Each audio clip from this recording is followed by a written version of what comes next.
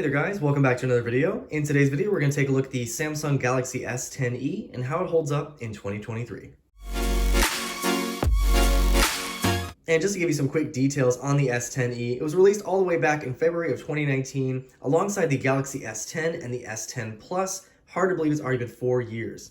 And this phone was considered the affordable flagship. Now at launch, the S10e was $749 starting out. However, today, you can buy one for just over $100, maybe between $90 to $115 on just any of these carriers. Pretty crazy pricing, and this is honestly a really good deal. Taking a look at our display, we have a 5.8-inch AMOLED display capable of HDR10 Plus with a resolution of 2280 by 1080. We also have Gorilla Glass 5 on the front and the back of the phone and an aluminum frame all the way around. And the processor in this phone is a Snapdragon 855. It does have Adreno 640 graphics, and I did do a Geekbench benchmark score on this, and as you can see, we have a 727 single core and 2591 multi-core. Now, of course, that is not great for today, but if you compare to a budget phone around the same price as this one, this budget phone gets much lower scores on the Geekbench. So definitely worth it to buy a used flagship because you're going to get pretty good performance, RAM, storage, etc. As for storage options on this phone, we have a 128 gig option and a 256 gig option.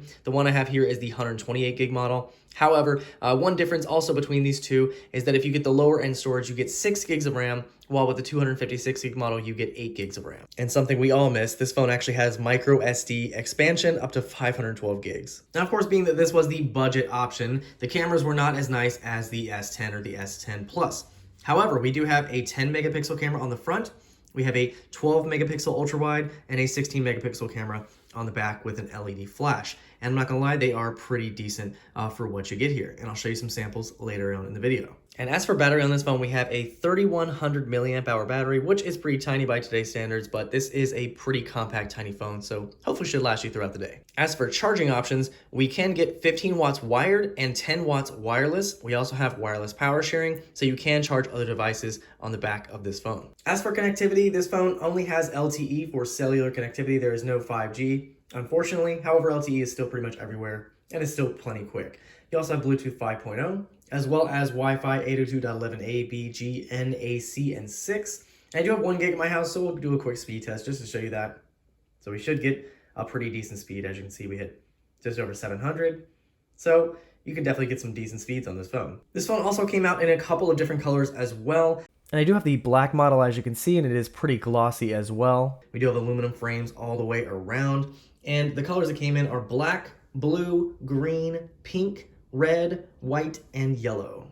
And taking a quick look at the design of the phone, you can see we have that beautiful 5.8-inch AMOLED display on the front, and we have very minimal bezels going all the way around, a little bit thicker at the bottom, of course.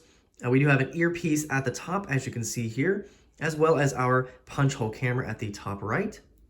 This phone is very thin and compact, as I mentioned, and as you can see, we have the aluminum, the shiny aluminum going all the way around. We have a Bixby button, as well as our volume keys. And those are very nice and tactile, so they are easy to press. At the top, you can see we have our micro SD and SIM card slot, as well as a microphone.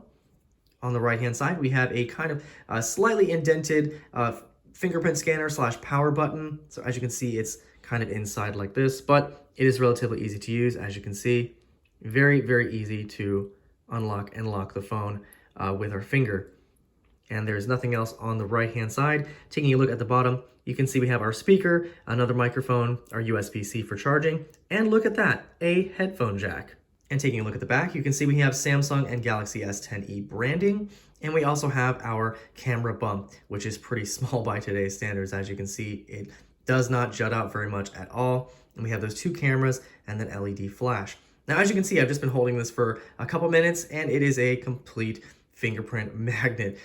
We have this glossy color on the back. So unfortunately, you're gonna collect fingerprints if you do happen to use this phone without a case. And as for software, this phone does run Android. The first version it came out with upon release was Android 9 Pie, and the current version it is running is Android 12 with One UI 4.1 and the security patch of June 1st, 2022. And unfortunately, it does look like this phone will not get Android 13, as it looks like it was only entitled to 3 updates, but Android 12 is still pretty good, and this phone runs absolutely great, even though it won't get that version. And now we're doing a quick social media test just to show you how well the social media apps work on this phone. So as you can see, we now have nothing running in the background, we'll go ahead and open a couple of these here. So first we'll open up Snapchat, Instagram, Messenger, WhatsApp, TikTok, and Facebook, if I can actually click it here. And then if we want to go back to any of these, we can go back to Snapchat here, Messenger. Everything should stay in memory. We have 6 gigs of RAM, so this should be pretty sufficient for that. So as you can see, it's pretty good. Obviously, it's not a real true life test of how these will run because nothing is signed in, but kind of gives you an idea of how fast everything launches here. We have really a good phone with a pretty decent processor, and everything should open up and run pretty well. And now I want to give you a quick display and speaker test, but before we go into that, I just want to show you the display modes in here. We do have Vivid and Natural. If you want the most Samsung saturated experience, of course, you'll choose Vivid, and you do have 3 sample photos here at the top that you can look at to determine what looks best for you. You also have white balance, as well as some advanced options where you can change the red, green, and blue colors to suit whatever looks best for you. And here's a quick look at the display. As you can see, I do have this filled to the screen. So that is our camera, just to give you an idea of how that will look when you look at video. But overall, this is a very nice display. As you can see, we can kind of skip between here a little bit. And this display is very nice, very vivid, bright, and of course has HDR as well. And here's a quick sample from the speakers on this phone. So we do have sound coming from the earpiece as well as the speaker on the bottom. And I have this at full volume, so just to give you an idea.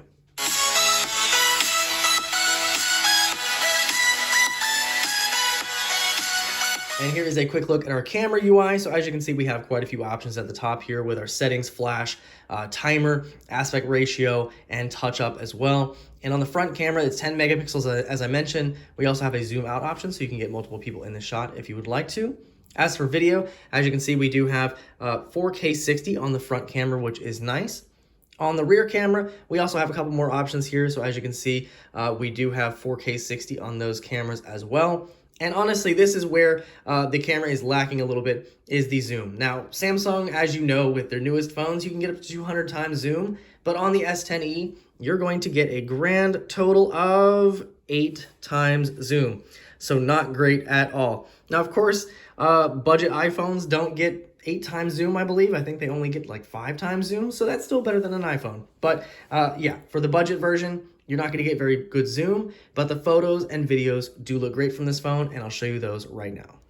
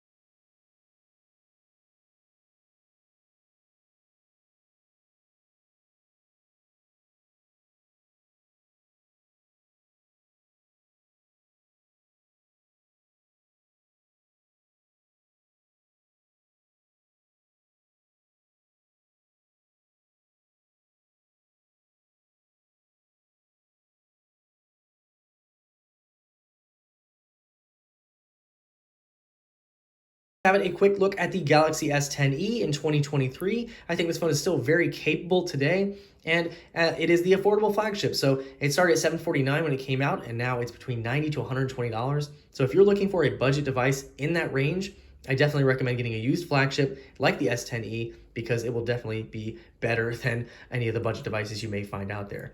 This phone, of course, as I mentioned, features that great AMOLED display, great cameras, you have expandable storage, fingerprint sensor, as well as the headphone jack. Just an overall great package. So if you guys are interested, definitely look for one of these for your carrier or unlocked. And of course, as I mentioned, they also come in those multiple colors, so you can definitely find one that will suit your taste. Anyway, guys, hope you enjoyed the video. If you have any questions or comments on this, feel free to leave them down below, and I'll see you guys in the next video.